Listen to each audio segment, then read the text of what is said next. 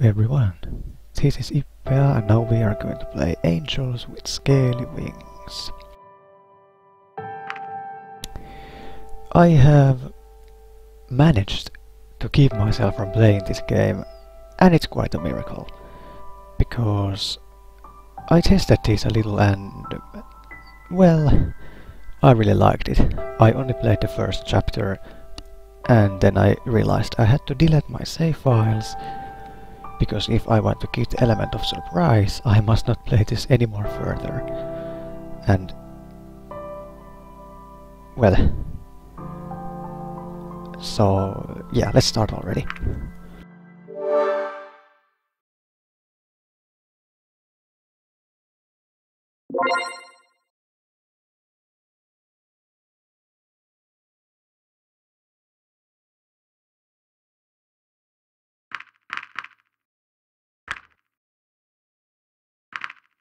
This does look perfect.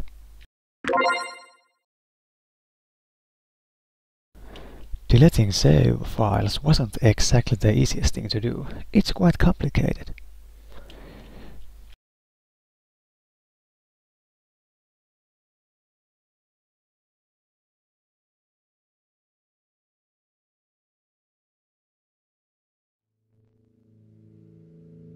The year is 2000 something. Only recently has humanity discovered a portal that leads into a different world, populated with a race of intelligent talking dragons. I was one of the few to travel to this world. But maybe I should start at the beginning. It all began when we discovered a strange device in the middle of nowhere during one of our expeditions, a portal.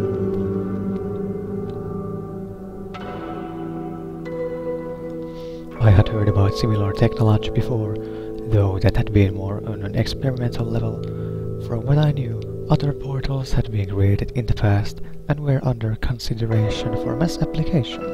As for this one particular, though, we did not know who had built it nor when, or why we found it in the wilderness where we did. What was more exciting to us was the fact that it was functional. After our first tests, we found there was someone else on the other side who was in possession of a similar portal, and our attempts at communication through letters were successful. But in the end, the machine's extraordinary demand for power meant we needed to act quickly, as we wouldn't be able to keep the portal open much longer. When we made this known to the other side, we received a very unexpected reply, a letter of invitation. After some deliberation, it was decided to accept their hospitality and send a person to the other side. There was an individual who took the job almost immediately.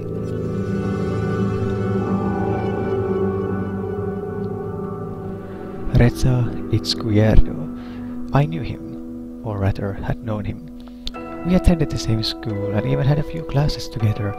We never really were close friends, but we talked to each other occasionally and hung around with the same crowd sometimes.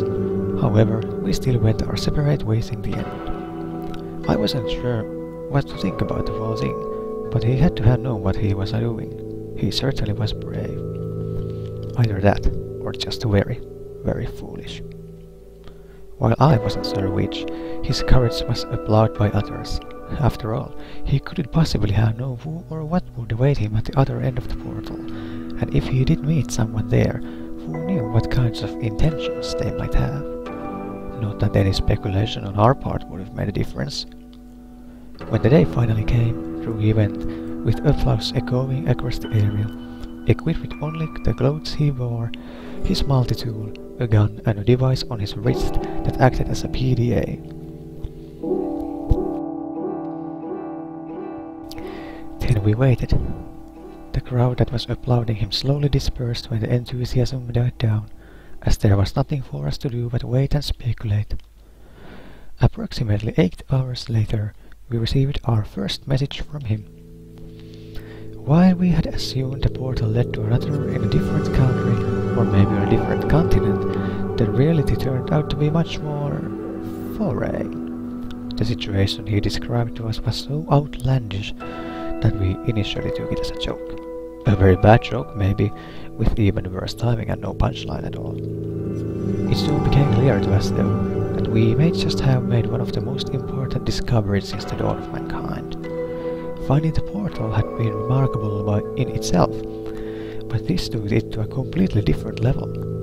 From what he described about the place, or more accurately, its inhabitants, we surmised it could not be a part of Earth at all.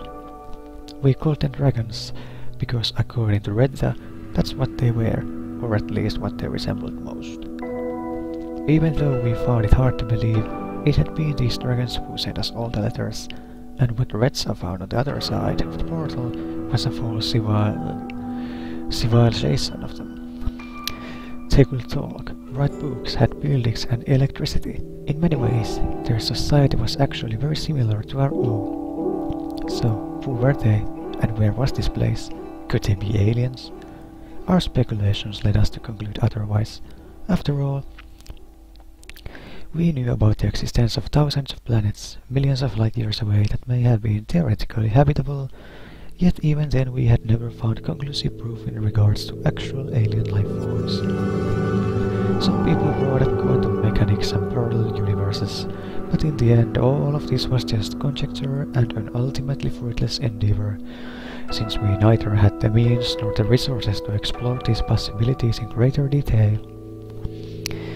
I think there's just one more thing worth mentioning before I move on. The previous isolation had been mutual. They hadn't known about any other intelligent life form beyond their own. Their portal had only recently been discovered and was a technology previously unknown to them, and just as we had myths about dragons, they had myths about us. That was what we knew about them so far, and as interesting as learning those things and debating their cultural significance was, we didn't really know what we should make of it all. Redza apparently was sure of what he was doing though, as he eventually let us know that they had agreed on a trade. We were to give them a few of our PDA devices, which contained vast amounts of knowledge, dwarfing even that of encyclopedias. In return, they would supply us with generators. Overall, they didn't seem as technologically advanced as we had been, but they did surpass us in that one aspect. Their means of generating energy seemed sustainable. Not only that, but evidently also quite efficient. We certainly would be able to put technology like that to good use, and trading mere past knowledge of the human race for something more tangible was a good call on his part.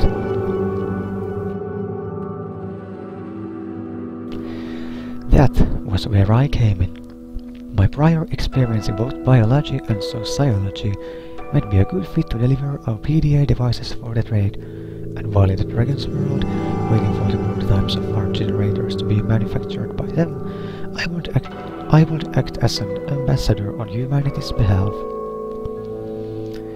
What a way to make first impression by a display of mutual goodwill. Everyone benefits and everyone goes home happy. All is well. At least, that was the plan. Despite the images that living talking dragons might conjure up in some people's minds, I didn't even think of bringing a weapon myself, considering that they were reportedly friendly and peaceful enough. There was no need for me to fear potential ill intentions like Redza did when he had stepped into unknown territory, and acting as humanity's ambassador, I had to do my best to uphold the high standard in fostering this diplomatic relationship. When the time came for me to step through the portal, all my mental preparedness vanished. My anxiousness was fueled by all the questions lurking in my head just as the machine started to do its work. Would it hurt? Who would I meet on the other side? What if they really weren't so friendly and just made Redza write those letters with the pretense of appearing friendly, only to lure us into the den of man-eating monsters and certain doom, with us ending up as nothing more than a tasty afternoon snack? Maybe I shouldn't throw the weapon after all. Suddenly, I felt a shiver coursing throughout my whole body, and beyond when I disintegrated, as if every cell and every atom of my body was torn from me and pulled into a different direction.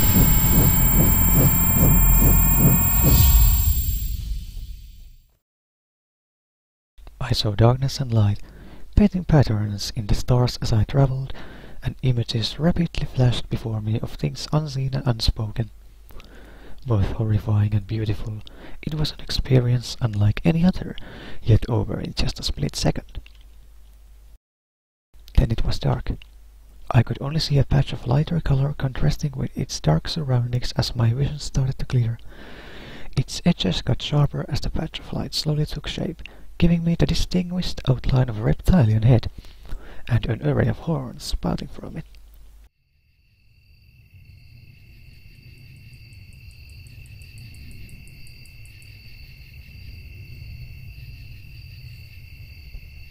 It was a dragon, and as I could now see, the dragon who not only had a pair of round glasses, but also wore a burgundy tie around its neck. In the name of our people, I bid you welcome. If I may introduce myself, I am Remy, your guide and ambassador, representative of our council. The dragon spoke. It was one thing to have heard and read about this, but something else entirely to have standing in front of me, in flesh and blood, and tongue. It was good that all my mental preparedness had disappeared when I was teleported, because nothing could have prepared me for this. Sorry, I imagine you must still feel the effects of the teleportation. Drowsiness or weakness is not unusual, as is fading and spontaneous emptying of your bowels, bladder, or stomach. How do you feel? Rather speechless. I had totally forgotten that I was shouldering the burden of representing my people to them as well. So much for being professional, but at least he gave me a good excuse for my blunder. I think I'm all right. Well, I'm glad to hear that. Maybe we should go before it gets too dark. Come with me, please. So I followed the dragon, not straying too far from him, as the sun had already departed for the day, and the remaining light diminished by the minute. It is getting hard to see where I'm going. Sorry about that, but we had a good reason to schedule your arrival like this. We did not want you to be ambushed by a crowd, so we had to keep your exact time and date of arrival secret. Thanks. I suppose an event like this would make a celebrity of sorts. It would be the same if one of you came to us. That's quite an understatement. Some people here are rather superstitious. They might regard you or any of your kind as divine, I suppose. Really? How so? We do have certain myths that involve humans and as such. Oh, I suppose the history lesson will have to wait for another time. Here we are. By this point, it had gotten so dark that I could barely make out the building before us. I briefly wondered whether they might have street lights somewhere elsewhere, or if they just did not require any due to possible enhanced eyesight or night vision.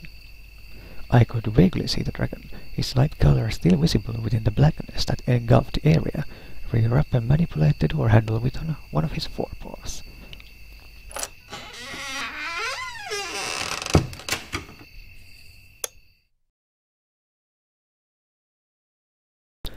Just creaking, the door opened, and with the flick of a switch, the apartment was flooded with light, blinding me after all the time we had just spent without it. This is where you will live for the time being. It is fully stocked, but in case you need anything else, I left you a note with a few phone numbers. It is getting rather late, so I will have to take my leave now. In any case, someone will come and meet you tomorrow morning. Thank you, Remy. Have a good night. Until we meet again. With a nod, Remy left the apartment, mindful enough to close the door behind himself. Surveying the room, I considered the events that had just transpired as my gaze met the window. I could see movement outside, and as I drew nearer, startled, I could hear footsteps in the grass moving away quickly. Assuming it must have been the dragon I just met, I thought nothing of it as I went to bed, and slowly succumbed to the sweet allure of sleep overdue. I spent a few moments thinking about my role, my mission, and what it meant to be here now. I felt the responsibility rest on my shoulders. I was eager for the adventure to come. I was eager. So many possibilities and prospects raced through my mind. Truth to be told, the thought of being able to meet an entirely new species and civilization excited me. And I was going to be one of the first to truly experience their society with its own little quirks, differences, and similarities. I couldn't help but feel like some sort of modern Vasco da Gama or Marco Polo. Maybe I would even write a book about the whole experience after it's all over. I was sure it would become a hit, all things considered. At any rate, this was going to be fun. I certainly agree.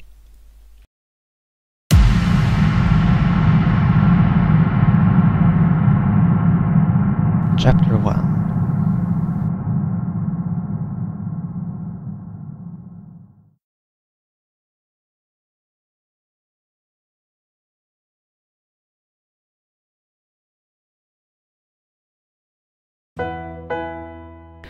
I awoke from uneasy dreams looking at an unfamiliar ceiling. Just for a moment I wondered where I was before the events of last night all came back to me. After a good stretch, I looked around the room illuminated by the sunlight coming in from the window. Outside, in the distance, the portal I had emerged from proudly stood on the peak of a small hill. Getting ready, I noticed something lying on the table. It was the note Remy had left for me in case I needed anything, along with his own phone number, home phone and work number. There were also some numbers for delivery of food and other necessities, as well as emergency and even janitorial services. He had certainly thought of everything, even though I now had to wonder what a dragon plumber might look like. My musings were interrupted when the doorbell rang. When I opened the door, I was met by another dragon.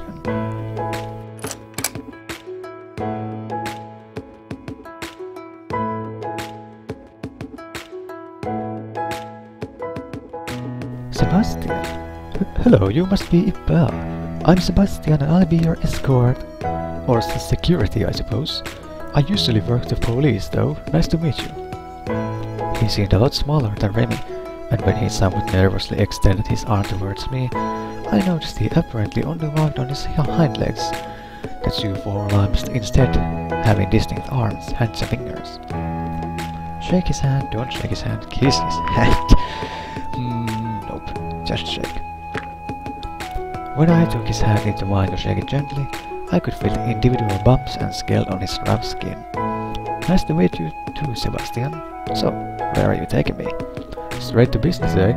We're going to visit the plant where they are making your generators. They have some news for you, or so I've heard. Redza will be there too. Sounds great. Just follow me. While we walked, I was under the impression we were purposefully avoiding the busier parts of the town, instead straying towards the edges and small alleys as not to garner too much attention. Even then we got the occasional stare. After just a couple of minutes, we arrived at our destination, where we were met by Redza, as well as yet another dragon, a vicious-looking beast that didn't stay too close to him.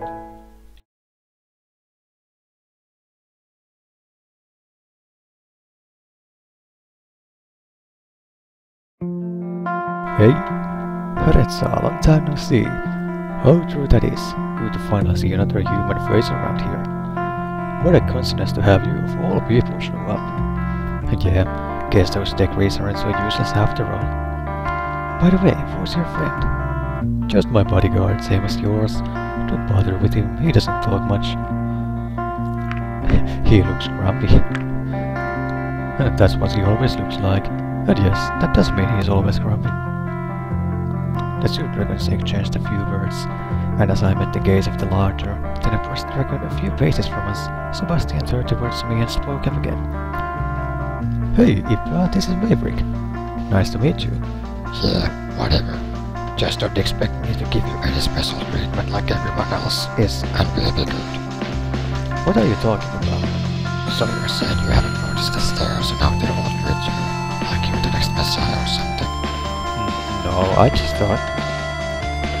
We're not ones to make a big deal out of this, you are. We're just here to get what we agreed on, then we'll be gone. If anything, I'd actually prefer if you left us alone, but you're the one who insists on following around wherever I go. The glow escaped darker from his trembling lips as he bared his teeth with Redza. Alright, that's quite enough. Let's just all go inside already, shall we? After you.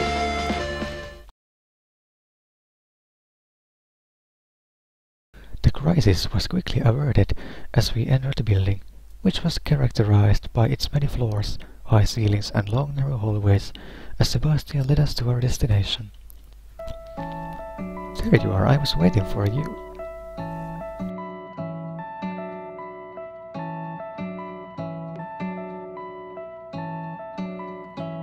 Wait a minute, I thought we were going to meet the guys from production. What are you doing here?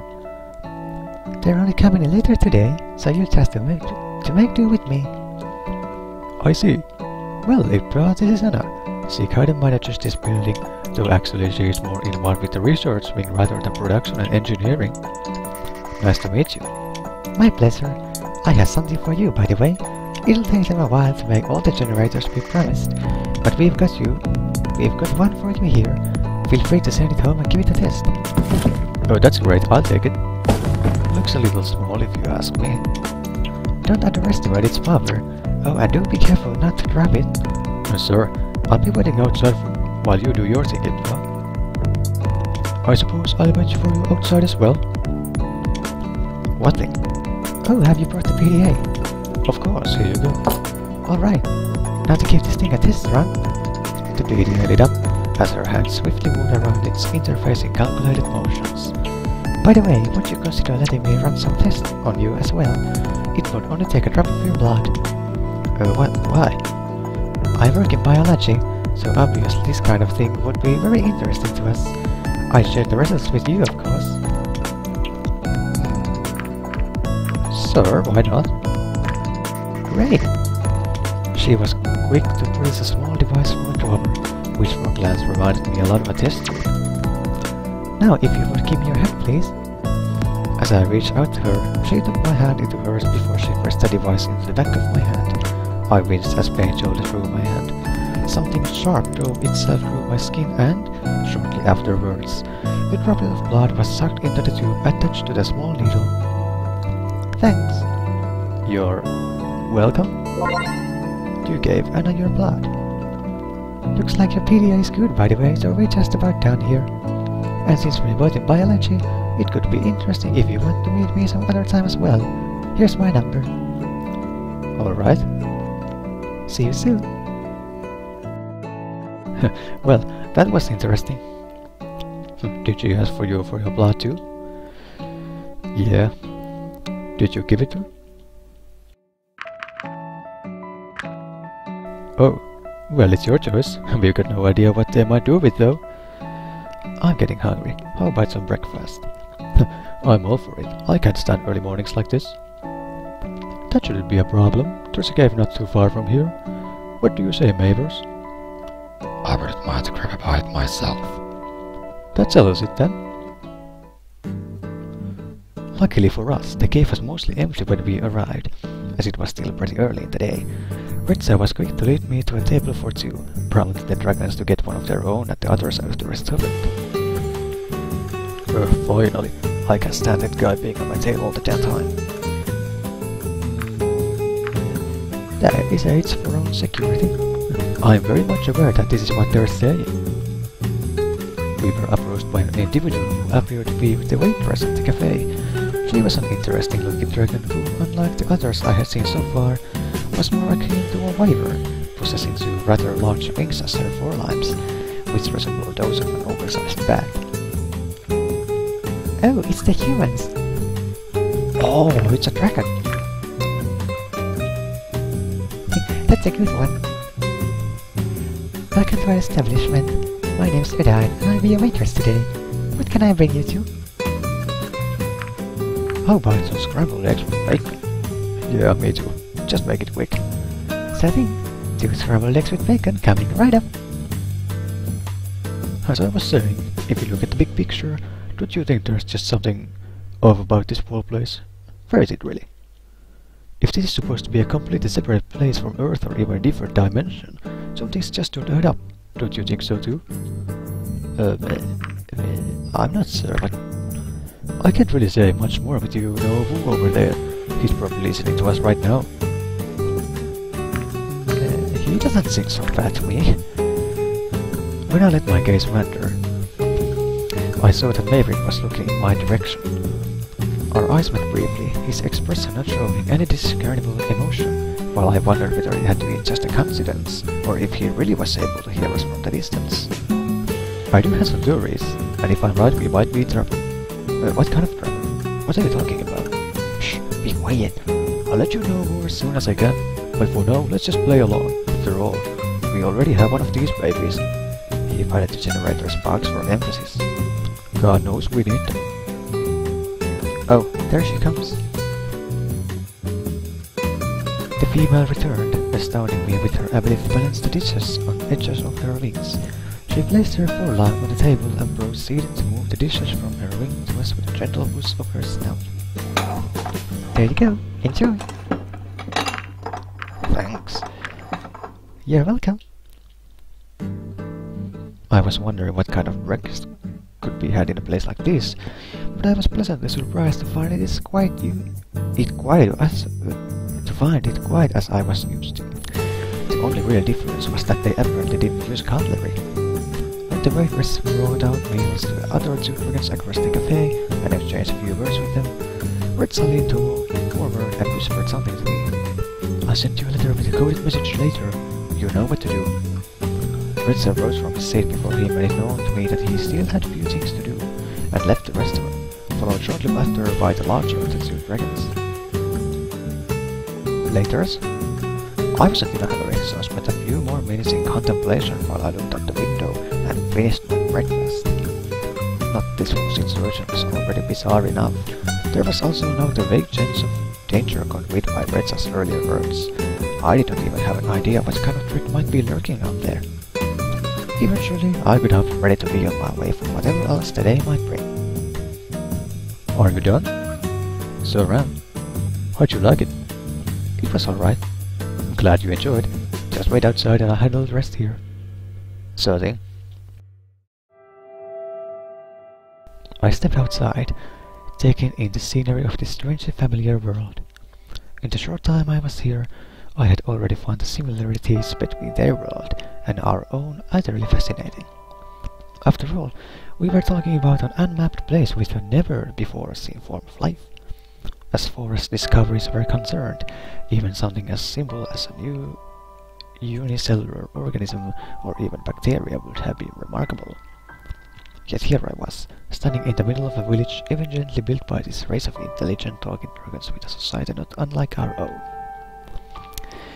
Ritza didn't seem to share the same interest and instead was more smitten with the generator, but given our reasons for coming here in the first place, I couldn't blame him for his enthusiasm being focused on something else.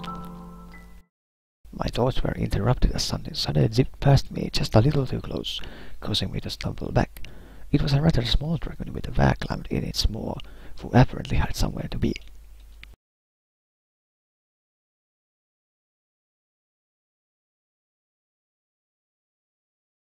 I regained my footing and watched as it disappeared in the distance. Even though I had seen enough dragons to recognize their variation in size, color and other attributes, I guess this one must have been a tunable of its species. Shortly afterwards, Sebastian showed me outside, having taken care of the tap. I gave a generous tip on your behalf. I hope you don't mind. How nice of you. In any case, now that you've given us the PDA and Ritza has the generator, you're free for today, so if you want to go anywhere in particular, let me know, or I can show you around town. I was tempted to be given a tour, but considering Ritza's words, I wanted to be careful not to stray too far without knowing more about this world first. I think I'll stay home for today. I still have to get used to everything, you know. I'll just accompany you back then. There we are. Home sweet home. For now, at least. Well, if you need anything, I'll be outside until my shift ends. Otherwise, I'll see you tomorrow. Thanks. See you tomorrow. See ya.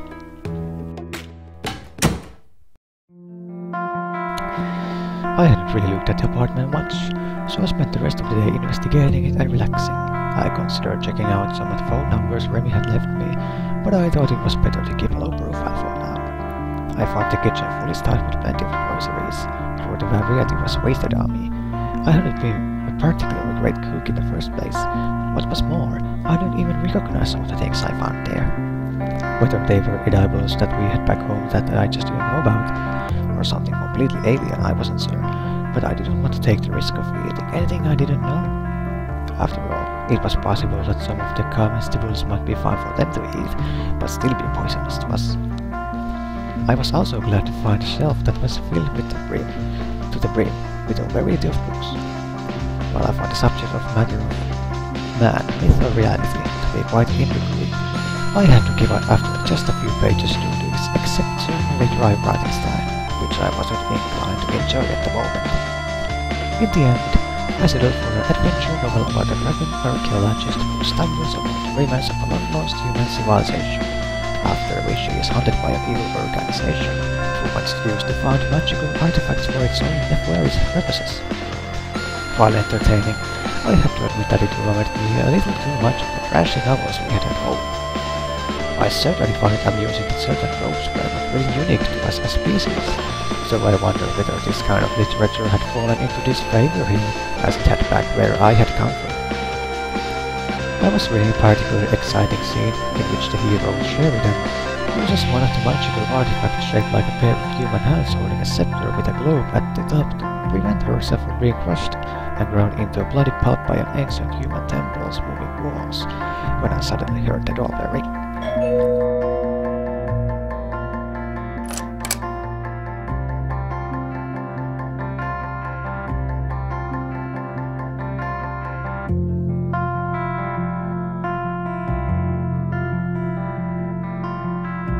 Hello there, would you please sign here? I'm not signing away my rights with this, am I? I got a letter for you that requires signature confirmation. I see. Looking over the clipboard a small dragon was holding up to me, I saw that the center of the letter in question was a red cell. There you go. I'm Laura, by the way. Would you mind if I ask you a few questions? What is this about? I just make a small talk. Wait a minute. I recognize you're trying to do the same thing with red cell. Maybe I should report you to your superiors for your inappropriate behavior toward your clients. But it's important. Please, just let me talk to Ippe for a few minutes. You know how it is. If you want to interview one of the humans, you'll have to get a permission from the proper authorities.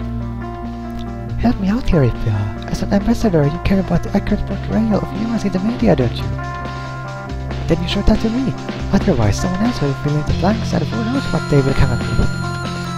Let me show you something. The small dragon opened his bag, rummaging through a number of letters and small packages. Oh, I think I lost it. Anyway, I wanted to show you some pictures of what people think humans look like. On some of them, they have like 4 heads and look nothing like you. It's crazy. What are you, Laura? A reporter? No, I'm just...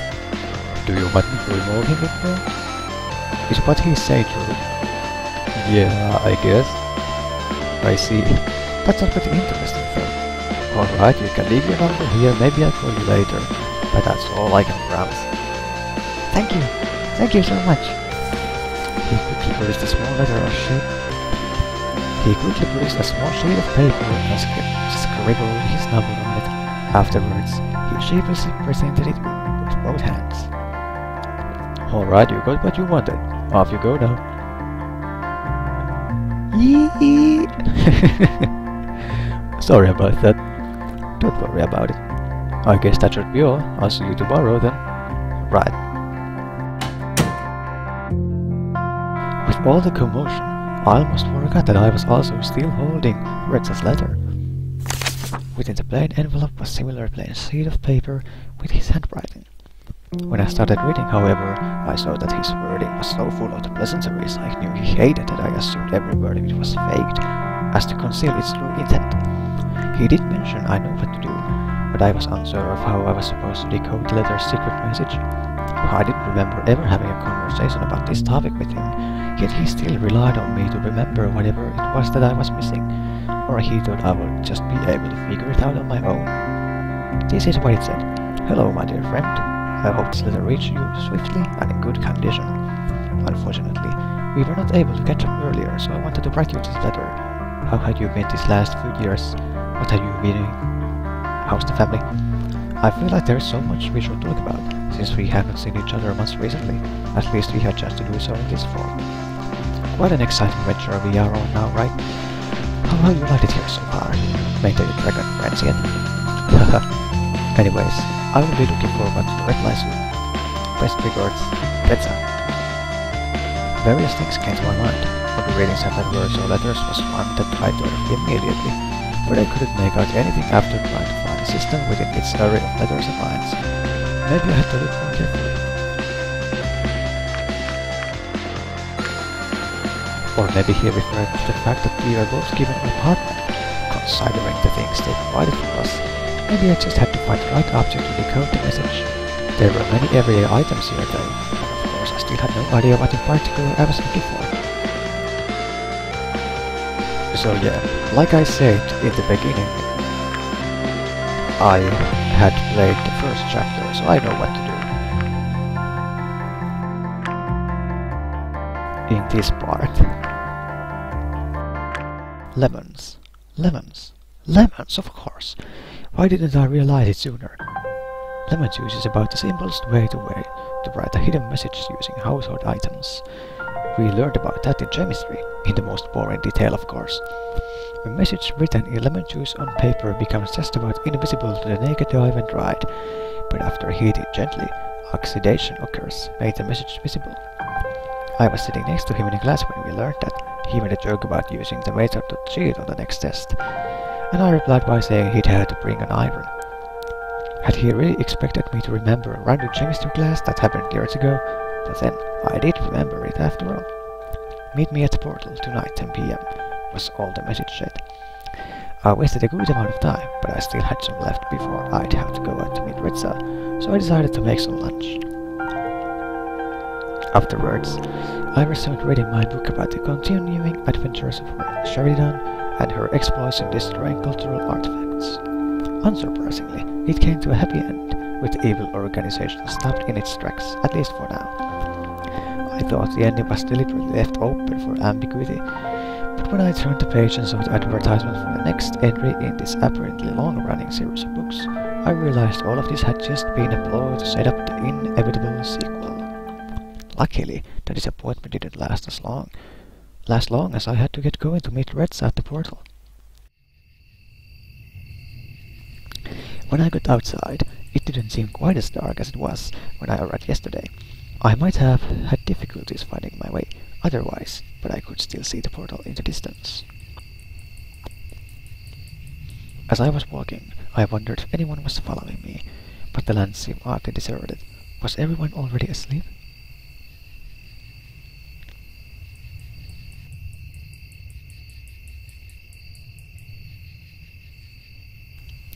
Eventually, I arrived at my destination.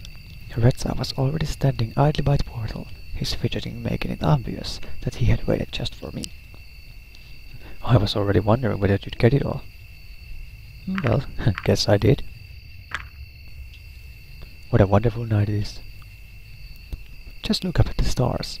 You can see them so clearly here, without all the pollution lingering in the air like back home, almost as if we were looking right into the face of eternity itself. For so long humanity thought we'd fight aliens out there, yet after all these years we found we were still alone in the universe. Turns out we were just not looking in the right place. What's going on, Retsa? Why did you call me here at this time? For one, because we're sending the generator home. Right. Before I was sent here, they told me they would limit the use of the portal, as they couldn't afford to keep it open all the time. In order to keep in contact with us and to enable us to send things over to them, the portal would be open just for a quarter of an hour each day. Sending something back home wasn't really problematic for us, since the high energy expenditure associated with sending bigger objects only affected the sender, not the receiver. However, this also meant that until all business was concluded in regards to our trade with the PDAs and the generators, we were basically stuck here. As for the other, do you know what this place is? You said something about trouble. How much danger are we in, really? More than enough. I'm afraid this whole place will be gone soon, and we better not be here when it happens. What are you talking about? I hope you see it too. But then it took me a while to understand that I had a head start on you. In any case, while he was speaking, my gaze wandered and fixed on some movement nearby. It was hard to make out anything, but I imagine it might just have been wind blowing through the nearby shrubbery. Except for the fact that there was no wind. Retsa, this might take a while to explain, but we got the full night. Retsa, look. He turned around to face whatever I was seeing. He squinted hard before he called out. You, how dare you follow me even here? The disturbance came closer, until it became clear that it was Maverick, who had hidden nearby to listen in on our conversation. I knew you were up to no good. What were you talking about? What are you planning here? Some kind of attack? Wait a minute, there's no reason for... Don't try to deny it. I heard you both talking about it in the cafe and I saw the letter. You think I couldn't smell the lemon on it? Pathetic. You'll have to come with me to the police station now, both of you. Come on, I think you're overreacting. Retsa, what are you doing? Come on, Ippe, let's get out of here. In the dragon's side I could see the wound where the bullet had penetrated his hide, a trickle of blood staining his dark scales on the earth beneath. Retsa used the opportunity to run off in some direction. I wasn't sure which. I frantically scanned my surroundings looking for Retsa, though he had already vanished into the darkness. What was I supposed to do? Run away as well? Help Maverick? I was just a diplomat and I had no idea what was happening. Oof. Suddenly, the dragon whipped around, hitting me in the guts with his thick tail. I was lifted off the ground briefly before I felt the impact of my body hitting the ground hard enough that my vision blurred almost immediately. A deafening roar battered my ears. Was this his cry for help? I could barely move, but I found it better not to try, as to not to startle the wounded dragon more than he already was. It certainly would end badly for me if he tried anything. I heard him take a few unsure steps before he lay down on the ground panting.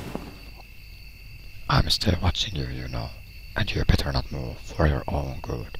If I have to get up again and come after you in this condition, I can promise you I won't be nice. It took a few minutes of listening to his labored breathing before someone arrived. It was two dragons. The first I recognized as Sebastian, the other one I didn't know. I heard Sebastian and Maverick exchange a few words when the stocky fellow approached me.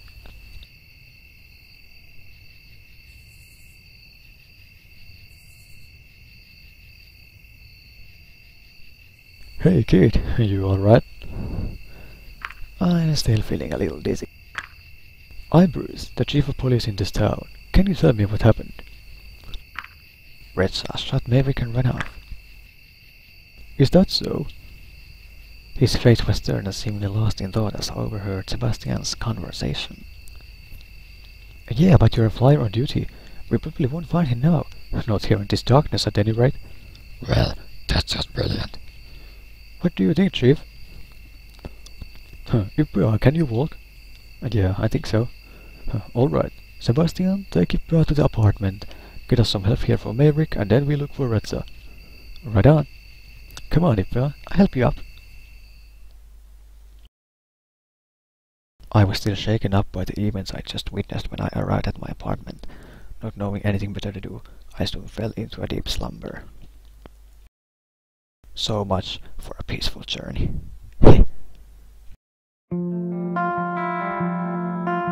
The next day, I awoke with many questions lingering in my head.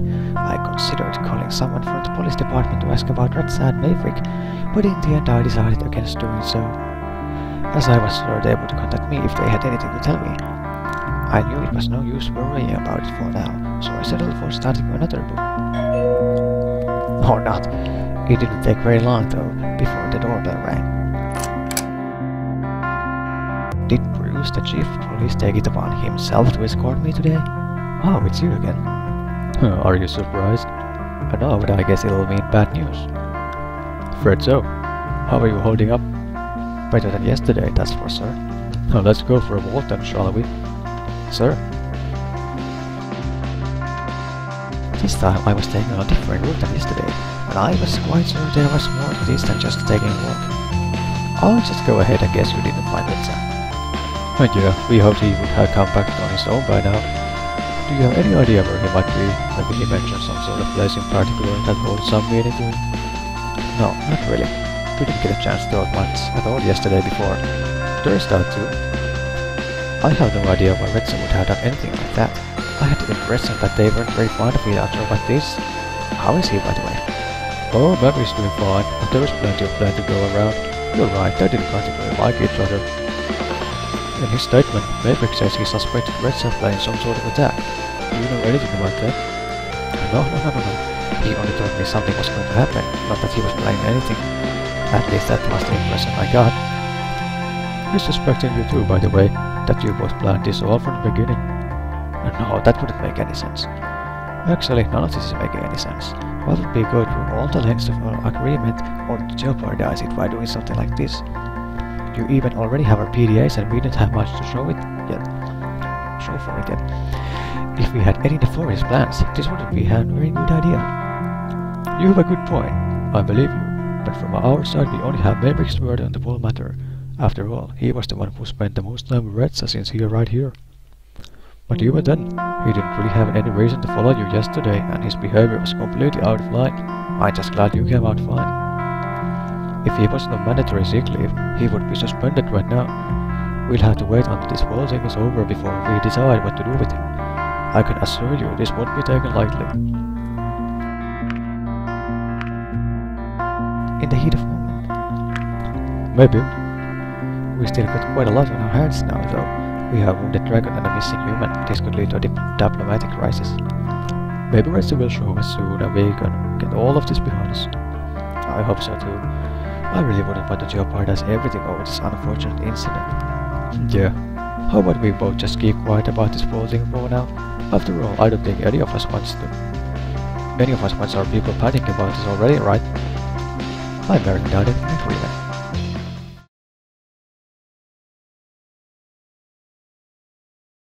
Eventually, we arrived at police station, where the chief took my formal statement in regards to yesterday's events.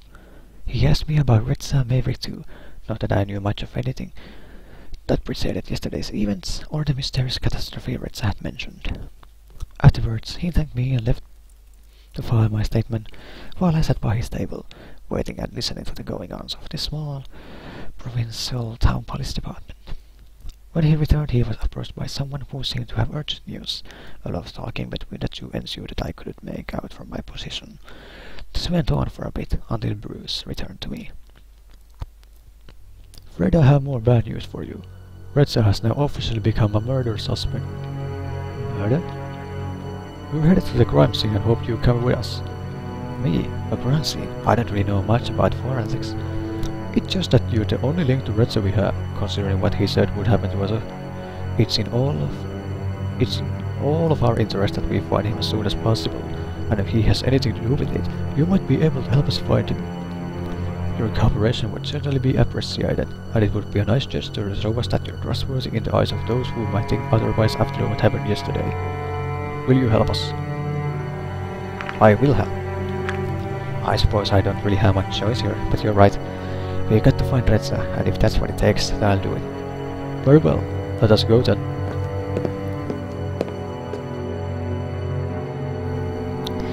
On our way to the crime scene, he tried to prepare me for what would come. I had studied biology, so I was familiar with the sight of dead animals. Asking myself how similar this would be, I wondered if my reaction would be any different if it wasn't a dragon, but a human corpse, I would be saying. When we arrived, we were met by Sebastian, who gave us an overview of the whole situation. This morning, the victim was found by a delivery flyer of the restaurant. Blood loss from multiple wounds are likely the cause of death. Forensics were already here, so feel free to walk around. A few paces in front of us, the unfortunate victim was covered by a sheet that concealed the body, but not the large blood stain beneath. We approached, while Sebastian went off to deter any curious onlookers. I know it won't be pretty, and I'm sorry for putting you through this, but you know what's at stake here. Just remember what I told you and you should be fine. Alright. Are you ready? Just do it.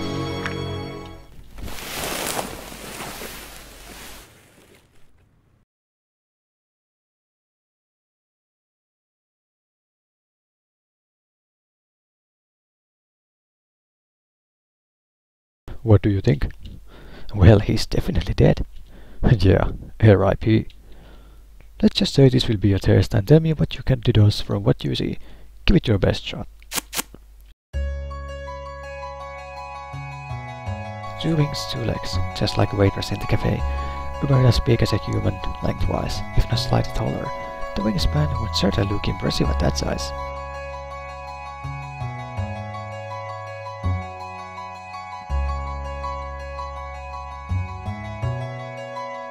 The wounds are kinda hard to miss. True, but what are they telling you? They are clean cuts, like from a knife or another sharp instrument. That is true, but why does this matter? That's right. Only those of us who walk on two legs had the proper dexterity to wield a knife effectively. Most other dragons would probably just bite instead. Of course, this rules out most of the bigger dragons of fighters. But then, Pretza still has his, what was it called again? You mean his gun? Yeah. If it was him, why would he kill someone with a knife rather than just use his gun on him? He didn't want to make any noise. He didn't want to make any noise. After all, he ran away from Maverick to a knife with police. Something as loud as a gunshot would have easily given away his position and alerted others in the area. Right, that could be a good reason. By the way, which one do you think was the little one? The one on his neck. I think it was the one on his neck. That's right. If all the blood from it was a giveaway, this is that wound. Characterized by a rather small footprint, you can tell it's also the deepest one. And from the location, it's pretty obvious it must have done tremendous damage. What else do you see? Well, there's a lot of blood. The blood splatter suggests that... He died here. He died here. Else there would have been a trail we could follow. The splatters also suggest this is where they fought. That's true. Unfortunately, it doesn't help with determine who the perpetrator is. Objection! Excuse me. And sorry, I just always wanted to say that. Phoenix Wright is awesome, by the way. Go on, please. What about the blood on his muzzle? You tell me. It might be the perpetrator's blood. Yes, that is true. I expect forensics already took a sample of it, so it might actually help us determine who the perpetrator is. I think that's about everything.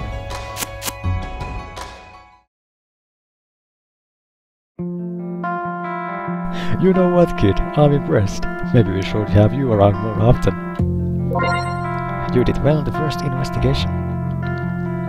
Hey, Chief. Do you still need the witness here for anything? Sebastian approached with the dragon who had discovered the body earlier. I'm looking at her as Edai, the waitress for the cafe. She seemed distraught, which given the situation wasn't very surprising. I don't think so. Take her to the department, get her statement written up, and that should be it. So then. Alright, miss, we're going to have to take you to the department. Of course. When she spotted me, however, her composure brightened visibly. Oh, it's the human. Well, I am a human.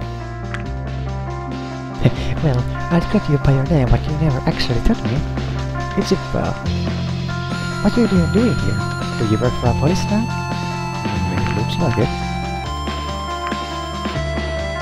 Maybe I should be calling you officer then? I don't think I'm quite there yet. By the way, I didn't know you also did deliveries. I do a little bit of everything, really. That's nice. I loved my scrambled eggs yesterday. If you like it so much, why don't you take our number? We could deliver something to you next time, if you don't want to come in. Thanks. Sorry, I guess we should get going. Bye. What do we do now? I suppose we head off to unless... Oh no. What is it? We've got a violent homicide, and of course nobody from the department tells me. I have to find out for an egg who wanted to ask me about it. Good extra must travel fast. Of course nobody told you. You're on sick leave. Mandatory sick leave, I might add. I'm not here in any official capacity, you see. I am merely enjoying a curtain walk in the fresh air and happened to come across you by accident. What do you want? I don't want anything. I just find it interesting and no one tells me about this. But the prime suspect's body can mess with the investigation. I see how it is. I know what you are thinking, but don't jump to conclusions here. I don't need to jump to conclusions. I think the dead body we found says it all. You really have an attitude problem. You know, If you weren't on sick leave, you'd be suspended right now for attacking Ippe yesterday. Do you even have any idea what kind of repercussions this could have on us all? Me? Attack Ippe? As far as I can see, I'm the only one who's injured here. Besides, I'm so sorry for apparently being the only one who's doing his damn job. Right, let's just all sit idly by while the suspect's on the loose and planning his next move. You know, whatever it was Reza was talking about, he was going to tell me just before you showed up yesterday. I don't need to hear you, of all people, belittling me about this. What's your problem? If anything, I want to find him just as much as you do. Don't compare yourself to me. Your words mean nothing. Enough, you shouldn't even be here, so you better go now and get some rest before I have to take this disciplinary action. Fine, but when we find him, you'll see I was right. If I have to do it myself, so be it. Can he even just do his own investigation like that? Well, as long as he doesn't interfere with us, we can't really stop him from doing things in his own free time. I see. I suspect he won't adhere to the standards of performing an unbiased investigation though. He has already made up his mind. It's clear to me he won't be looking for facts, just want evidence to support his own view in order to prove it us, to himself, who knows. He's always been like that, always something to prove. We'll have to be careful, he'll be looking for Reza soon enough. Let's hope we find Reza before he does. Yeah, don't worry, Reza will turn up eventually. I certainly hope so. All things considered, I had to admit that it were the possibility that Maverick was right, but could the Reza I knew really be a murderer? You know what? If you think of something that might help with the investigation or if you need anything else, just call me. I will. Well, I think we're done here. Let's go.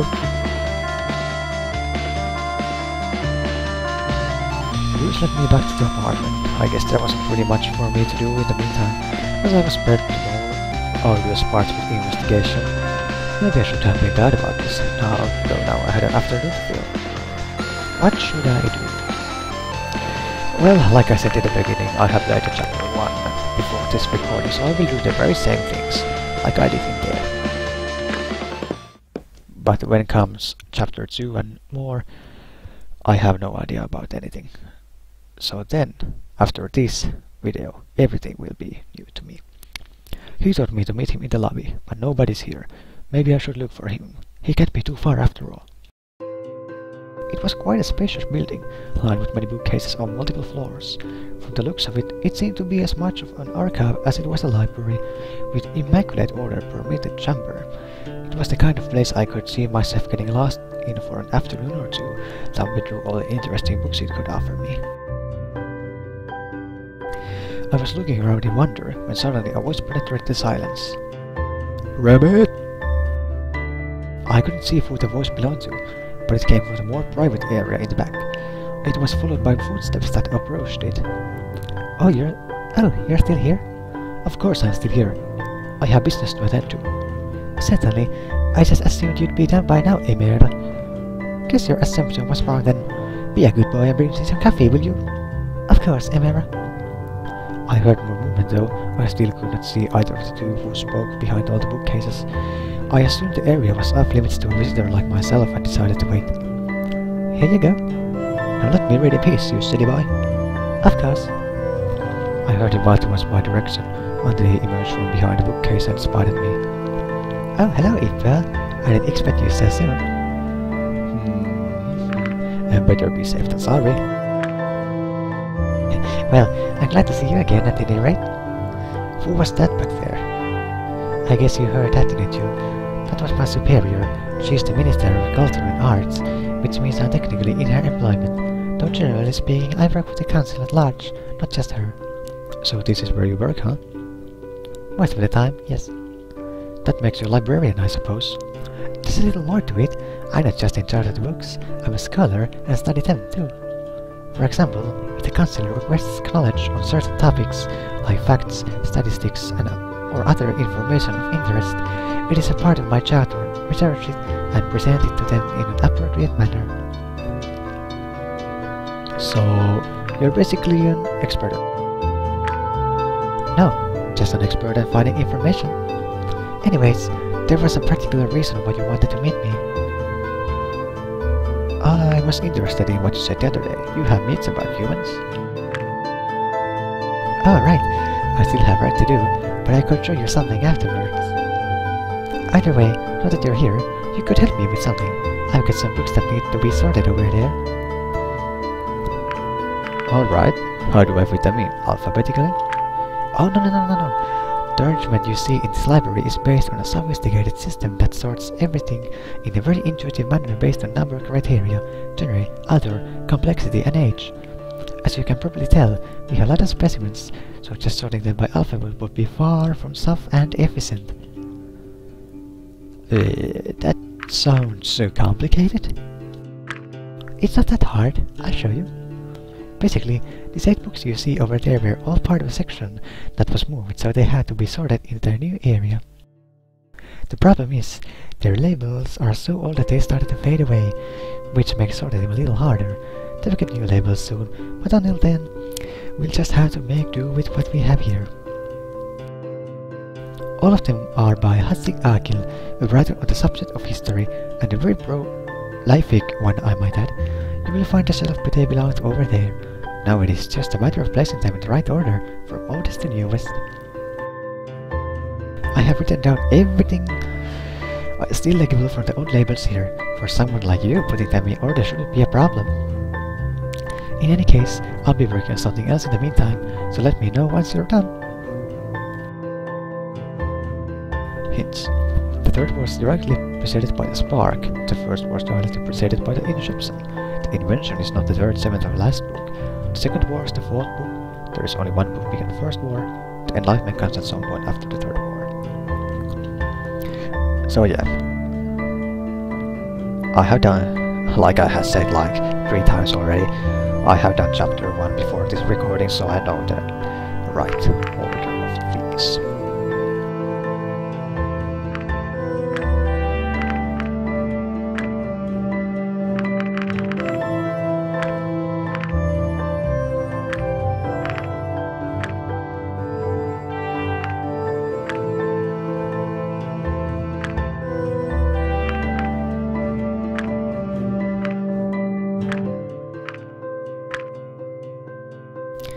I think that's it.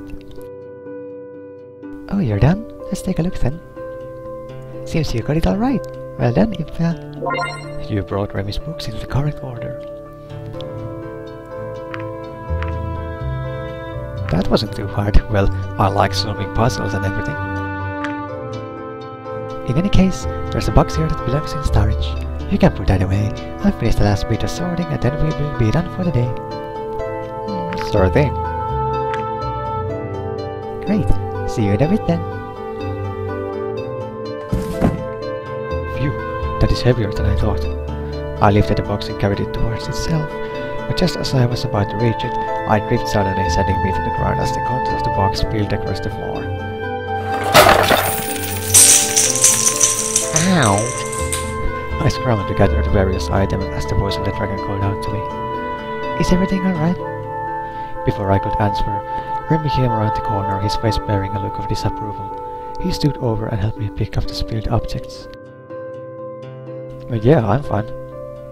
I was mainly asking about the priceless artifacts you just dropped. Sorry. Well, it doesn't look like anything is broken. That could have ended up much worse. What is all this stuff anyway? In preparation for your arrival, I wanted to study what knowledge we had on humans. And what did you learn? Not much. The humans are creatures shrouded by mystery and legend, yet one we apparently share some history with. Sir Dragon, tell me I'm the mythological creature. As the story goes, we dragons were once a primitive and savage civilization, living in caves and whatnot. We fought other creatures and amongst each other for resources and territory. One day, however, a human arrived who performed many miracles and gave us the gifts of electricity and reason. We refer to this event as our awakening. What happened to them? And who were they anyway? They say it was a divine creature, a supernatural being that saved our species by making peace between our clans and uniting us, as our numbers were dwindling from pointless conflicts. And when the deed was done, they ascended to the heavens from where they came, or turned into a dragon lived among us, ruling with kindness and wisdom until their eventual passing, depending on who you ask. And what do you make of this story? As unlikely as it sounds, there's evidence of sudden, unprecedented technological advancement in our timeline. We have artifacts from that time that couldn't have been built with the knowledge we had back then. I'm starting to think you already have a theory. Indeed, I take it you are familiar with the way the portals through which you traveled here actually work. A bit. Not very. It's simple, really. There are spontaneous wormholes that pop into existence now and then, but their highly unstable nature means that they instantly collapse in on themselves. The machinery of the portal merely stabilizes the wormhole so that we may utilize it. We actually are just taking advantage of naturally occurring phenomena. Fascinating. Long story short, my theory is that this legendary person stumbled upon one of these natural wormholes in the split second it existed, bringing them into our world. Being thrust into an unfamiliar world with no means to return to their own. Talk about being at the wrong place at the wrong time. Or just the right one, if you ask me. If it wasn't for them, we wouldn't be here today. Oh, what would I give to know more about them? How do you know so much about the portal anyway? We found it a while ago, so we had the time to study it. Not me personally, mind you, but I followed its developments with great interest. What else have you discovered about it? Not much, I'm afraid. We didn't want to take the risk of permanent damage, so we won't do anything in rush until we completely understand the technology and can replicate it for ourselves. So far, the only thing it has done for us was locating your portal and connecting us to it. From the interface, it appears to have more functions, but we haven't been able to get any of them to work. We were not even sure what it was capable of when we initially turned it on. Only after some time of being active did it actually find your portal, and only then were we able to make the connection. Making that discovery must have been very exciting, especially when you made contact with us and started exchanging letters with us. Oh, you had no idea, especially when Retsa arrived and he turned out to be a human of all things. Some people still worship them, you know. You mentioned that before. How does that work? Do you have some kind of organized religion based around it? Not exactly. It's more like an adoration on a personal level. I'd count myself amongst them if it wasn't for the fact that I consider myself to have a more reasonable approach to it than others. For example, there are those that believe there is much more to your sudden appearance than there really is. I think they expect some sort of miracle from you, similar to what was ascribed to humans in the past. I can tell you there is nothing supernatural about me. That's what I expected. Either way, as a scholar, I'm looking forward to see everything your PDS had to offer. I could show you sometime. I see. Well, don't worry about explaining that to me. I'm sure you have much more important things to do while you are here. It is just a question of time until one of them ends up with me anyway. Actually, the PDAs are one of the reasons I volunteered to come here. What do you mean? I know them pretty well. Enough to explain how they work at least. Of course, that's far from the only reason. I just thought I'd be the kind of person who would meet all the requirements, and it turned out I was. I see. It was nice of you to volunteer when you must have known there would be considerable risks in coming here. You volunteered as well when you came to meet me, didn't you? I wouldn't think this kind of thing would fall under your jurisdiction regularly. That is true, but by this point, my interest in these things shouldn't surprise you. I was more surprised that I arrived under a cover of darkness to be an ambassador, though I haven't seen much of you since. Initially, they wanted to have an official reception headed by myself, but in the end they changed their minds due to security concerns, as I told you back then. I suppose that's also why I'm being escorted by the police all the time. Yeah, that was supposed to be my job too, until someone from the police department objected and advocated for more security. Better be safe than sorry, I suppose. Let me guess, that someone was Maverick. How'd you know that? Just a hunch. At least I still got to meet you. Were you nervous when you did? Only the brave and the foolish. Only the brave and the foolish wouldn't be. I consider myself neither. I think I had to admit I was too. To be fair, I would have been as well if we didn't already know about humans and Retsa. There was a moment of silence between us and our eyes met briefly, and suddenly a loud call echoed through the building. Remy! I better go and see what that is about. Maybe it would be better if you did stay out in the open. At the end of the hallway, you can find my office towards the right. Wait for me there. Alright. I need to have a certain voice for well, for the dragon fool called Remy. But then again, I haven't seen her, so it's quite difficult to make without knowing what she looks like. So, this is your office, Remy. Well, let's wait. Let's wait for a bit. Nothing happened. Let's wait some more. Nothing happened. Let's wait even longer.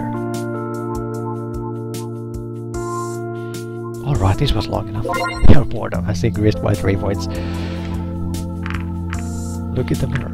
It's just a mirror, nothing special about it. Look at his notebook. Heavy paper, perfect binding.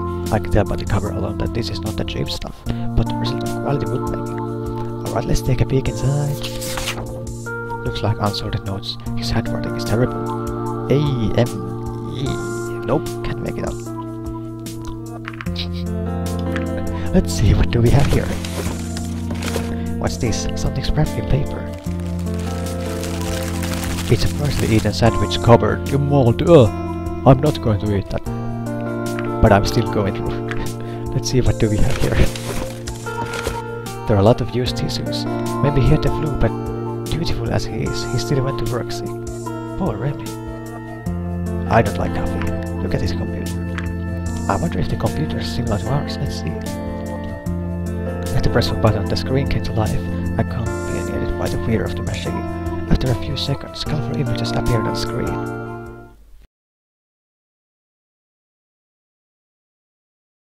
Have you come here to beg for mercy? No, Alia. We have come here to stop you. Your reign of terror over the land of Marmo is over. You're outnumbered. Just give up and we can end it without bloodshed. The air is teeming with my soldiers, outnumbering you 1,000s to 1. But I don't even need them. Who knows, if you survive long enough, you might just see why I got Oli at the Askended. Oh, you pompous. Calm down, Erdis. Focus. I'm sorry it has come to this, Oli, but this ends now. Rona, get him. Grr. Okay, Remy is already my favorite.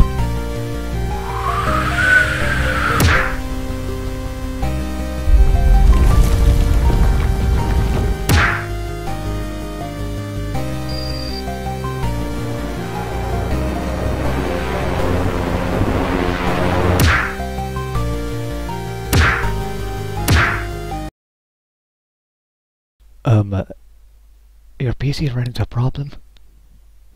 What the? Hey, what are you doing?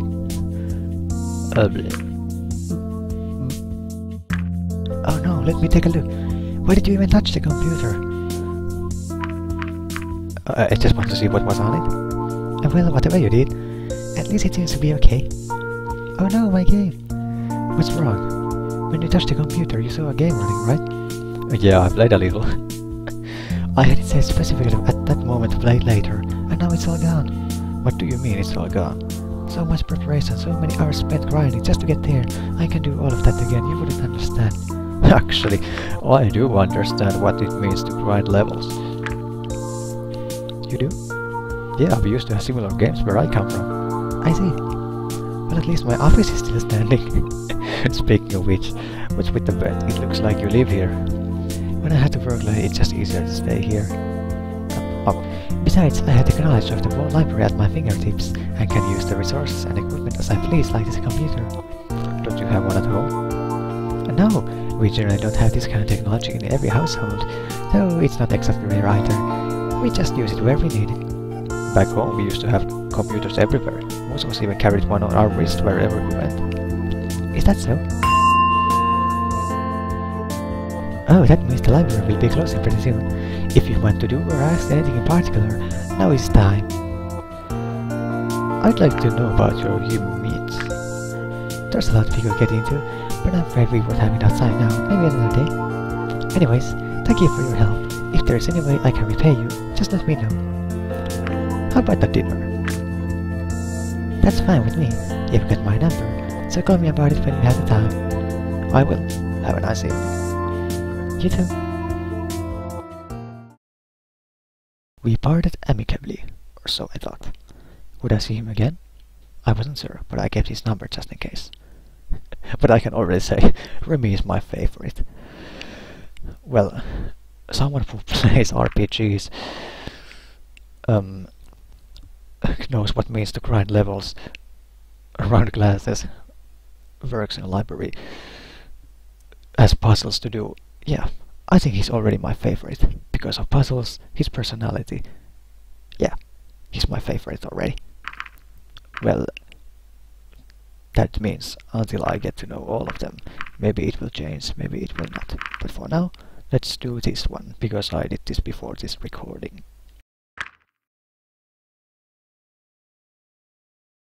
I remember that Udan had told me that the cafe did deliveries as well, and not having anything else better to do, I figured I should try it out. I made my order with a quick phone call, and it wasn't long before the doorbell rang.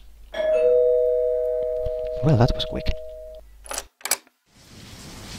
Just so happened that Udan herself stood in the doorway, dripping wet and with damp containers in her grip.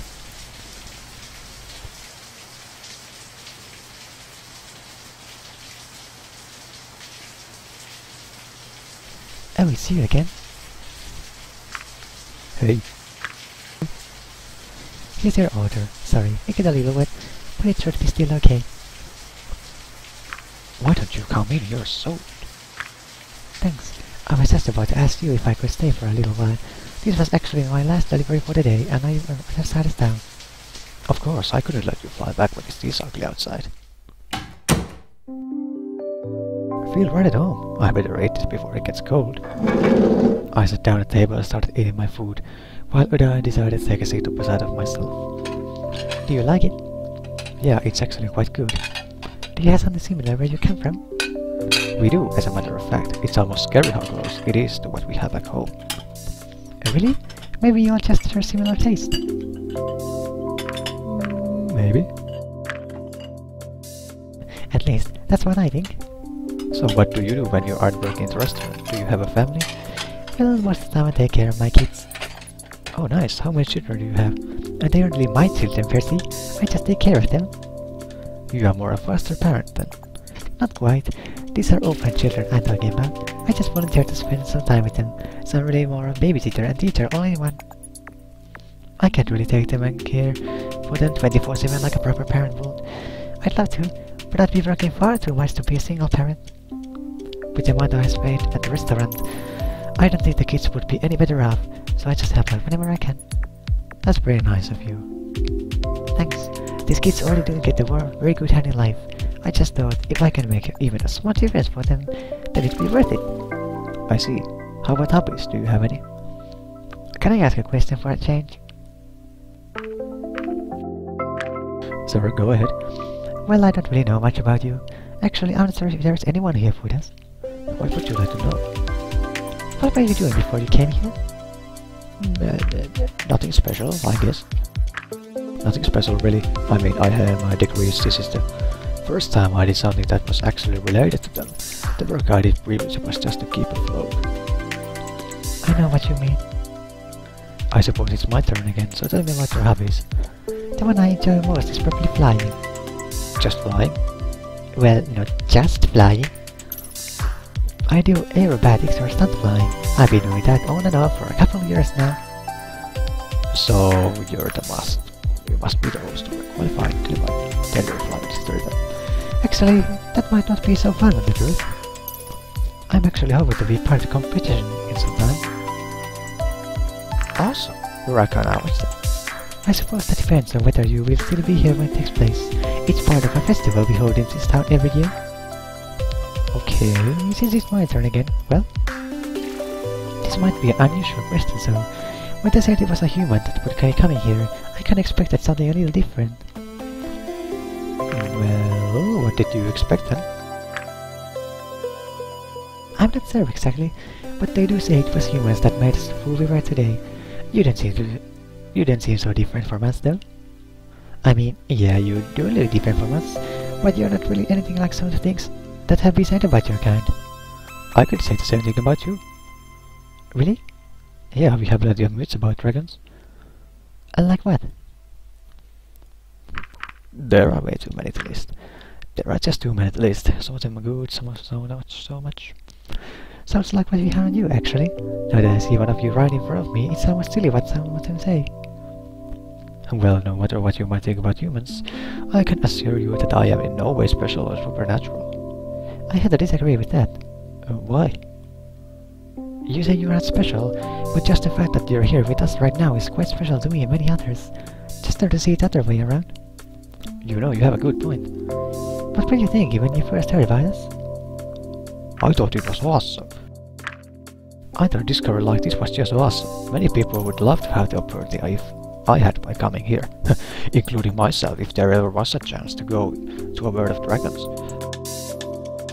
See, it's not so one-sided after all, so don't be surprised if someone else feels the same way. And it's not just the discovery of your dragons. We found a portal to an entirely different world. We still haven't figured that one out. Neither have we. I'm sure we'll find out soon enough. By the way, interesting selection of books you have there. Dragon of Desire, Axiom and Sphere. What is yours? No, they were already here when I moved in. Have you read any of them? I did, Richard, in Inspector of Sobriety. How did you like it? It was entertaining, but nothing special. Nothing special is a good word to describe the entire series, actually. Oh, you get the prize on Prayer. You should totally read that one. You think so? Why's that? It's not just an interesting story, it's based on true events. The author is so right when he says there's a lot we can learn from what happened back then. I'll check it out when I have time. Let me know when you do. I'd be interested in hearing what you have to say about it. Alright, since you asked me about my family earlier, I'm going to do the same thing. Is there a Mr. or Mrs. Ippe back home waiting for you? No, can't say there is. I don't have Mrs. Ippe at the moment. Yeah, I know. How about potential Mr. or Mrs. Ippe then? Are you looking to date anyone? Well...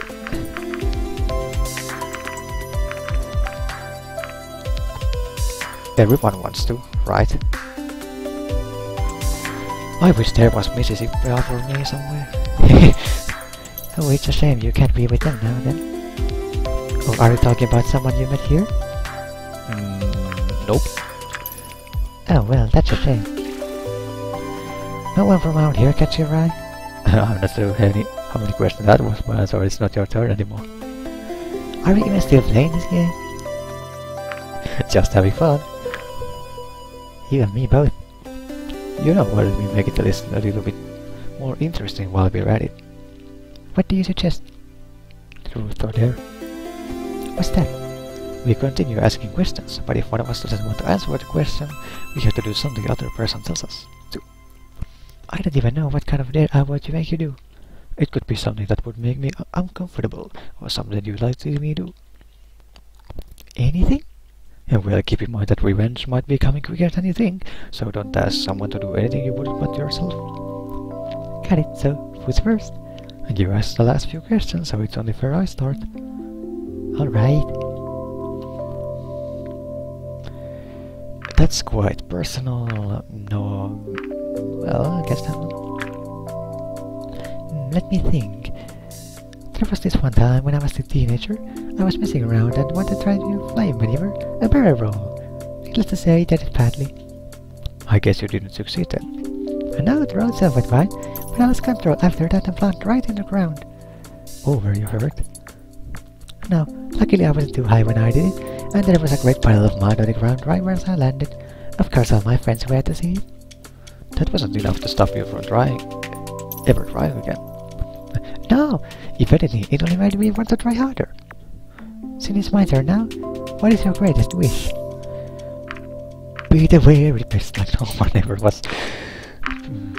This one is extremely easy to answer. More than anything, I'd want there to be peace on Earth. That is an honorable wish, Ippe. Okay, my turn. What would you do if you're invisible? Yeah. Invisible, huh? That's a hard one. I mean, no one would see me flying then, and I do want people to see that. Well, with this question, it's more about what you would do if you had the opportunity to do something without getting caught, like something mischievous or a criminal. Oh, I know what I would do. I'd check out the buildings they found along with the portal. What building? Did you hear about that? They found a more building along with the portal.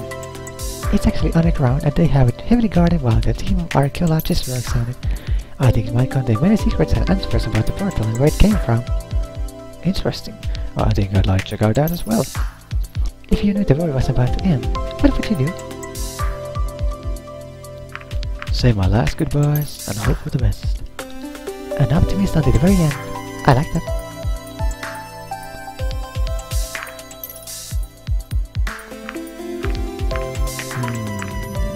This one.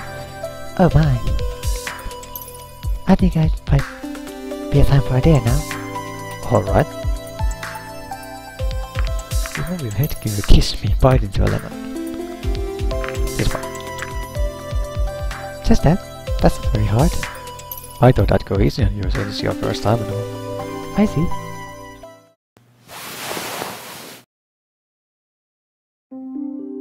There, satisfied? Definitely. You could decide to remove her headgear. Alright, so from those you have met here so far, who is the one you fancy most? I think I'll take a dare for this one.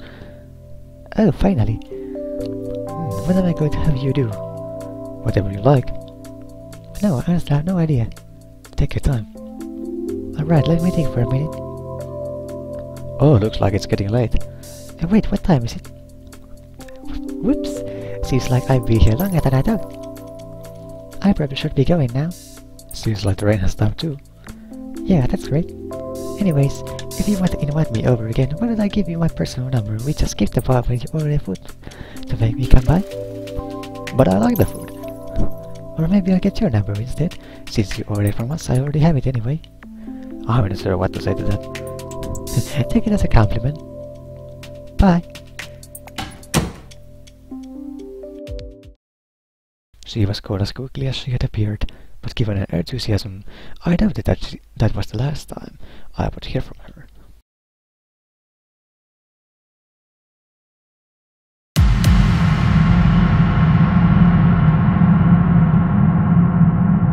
Chapter 2. And from now on, everything will be new to me.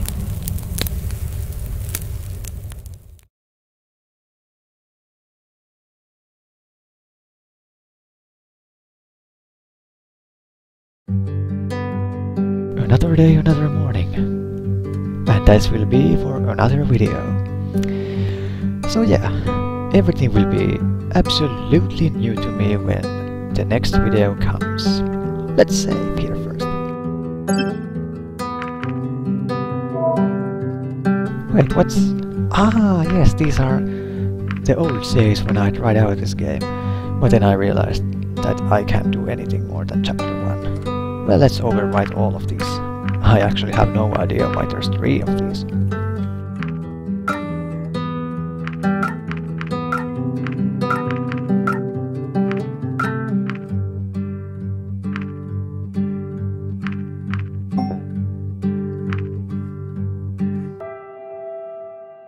Well, anyway, this was the first chapter of Angels with Scaly Wings.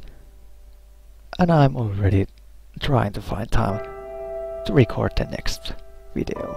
So, this is Ippe, and we see you in the next video.